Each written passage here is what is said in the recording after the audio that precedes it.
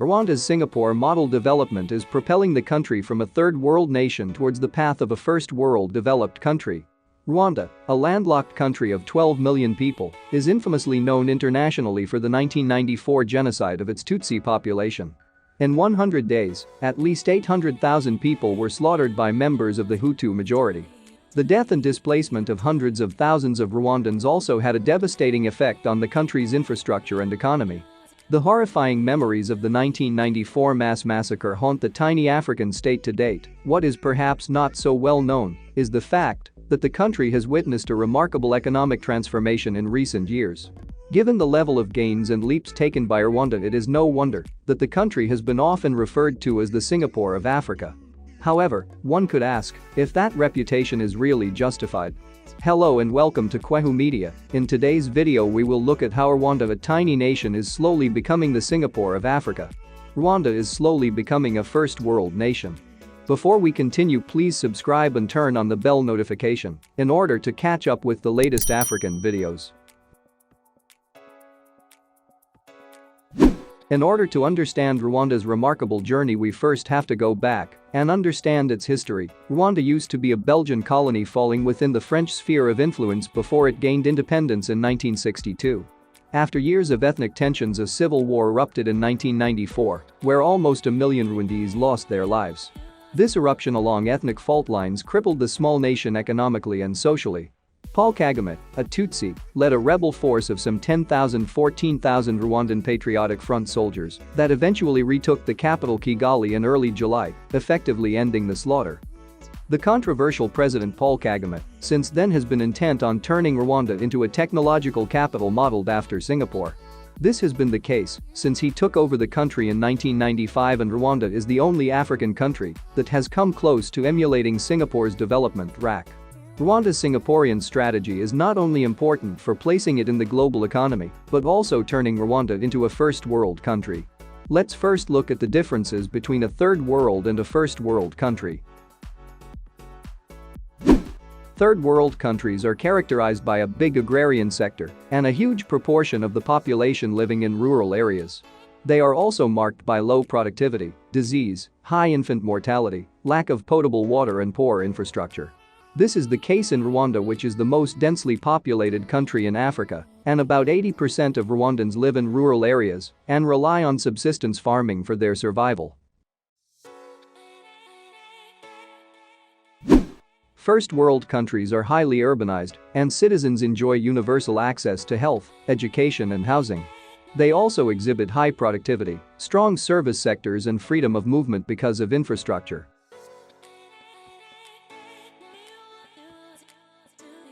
Shortly after he became president in 2000, Kagame officially put forward the Vision 2020, under which he proposed to develop Rwanda into a knowledge-based middle-class country by 2020. Kagame's audacious and determined efforts at drastically reforming his country's economy did pay off. Between 2001 and 2014, the country recorded a whopping annual GDP growth of 9%. Rwanda now intends on achieving first world status by working on the three major factors that contribute to a country's growth. These are ease of doing business, geographical centrality and political stability. Rwanda is reducing its trade deficit. According to a World Bank report, Rwanda was ranked the world's 29th worldwide and Africa's second easiest economy to do business. Since 2015, Rwanda's export has increased by 29%. Rwanda's new export strategies aims at increasing the country's global competitiveness. The factor that led to Singapore's business success is the ease of doing business. It is perhaps the most important one, and it's also the one at which Rwanda most excels.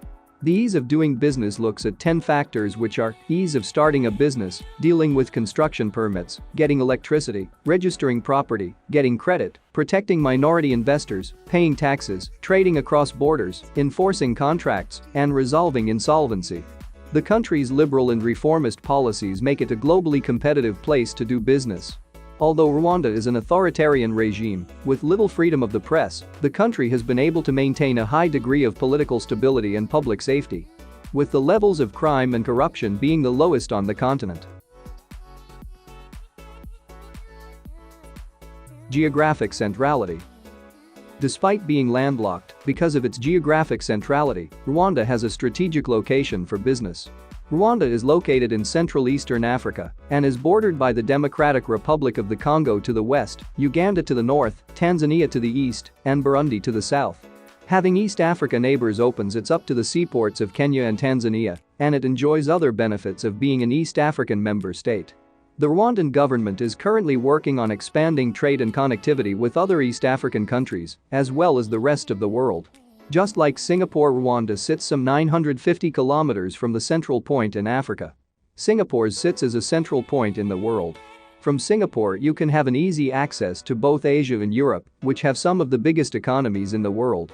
An 8-hour flight from Singapore will land you to all the major business hubs in India, Australia, the UAE and Qatar.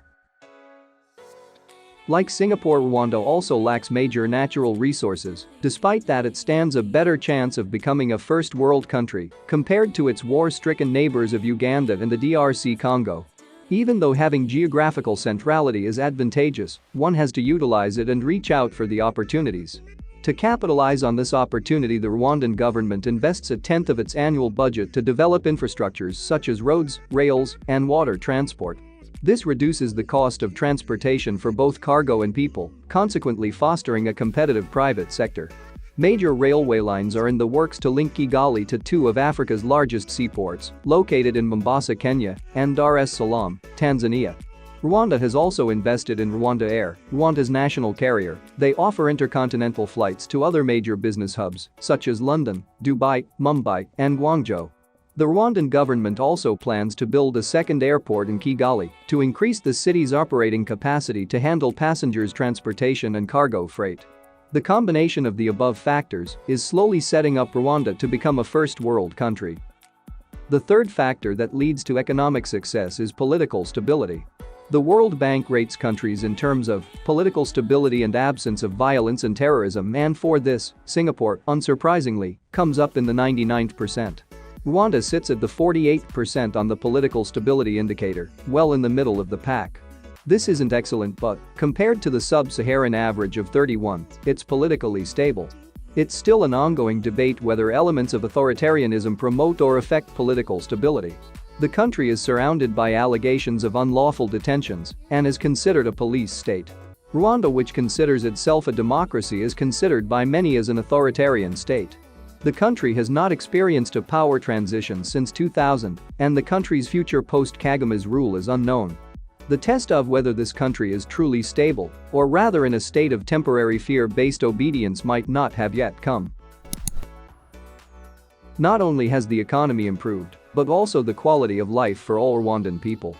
A 30-year increase in life expectancy during that period serves an example of how rapidly the socio-economic situation in the country has improved. Rwanda is also investing in technology and is on a mission to become Africa's leading technological hub. The strategy is based on building human capacity. It has done so by providing ICT skills, both for professionals as well as IT literacy for the masses. This is to enable the people to take advantage of technology.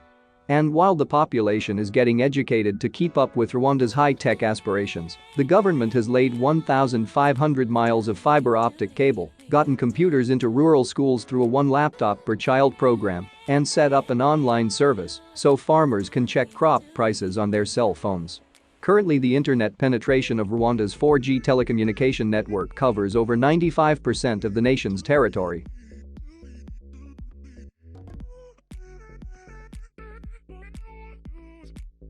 Not only has Rwanda focused on development and technological leaps, but also it is focusing on becoming a garden city in Africa by promoting green economy across the nation. Rwanda has a complete ban on plastic bags and a monthly mandatory clean-up exercise for all able-bodied citizens. With such measures in place, Rwanda ranks as the cleanest and safest country in Africa. This has had a positive outcome on its tourism industry, which is one of the fastest-growing economic resources and the country's leading foreign exchange earner. President Paul Kagame, effectively Rwanda's leader since 1994, has been widely credited with being behind the country's economic miracle. Although it is clear that Kagame has provided the much-needed political stability and is responsible for his nation's ambitious modernization program, he remains a controversial figure. Kagame's adaptation of the Singapore model could become even more influential in the years ahead. Africa, in the view of many observers, is now poised for a surge of economic growth that could replicate Asia's remarkable rise over the past 50 years. Assuming that the political landscape remains stable, Rwanda's economic success will continue. By all indicators, Rwanda is on a path to becoming a first-world country. Did you enjoy this video? Give us a thumbs up and leave a comment below. Check out our other amazing videos in order to learn more about Africa.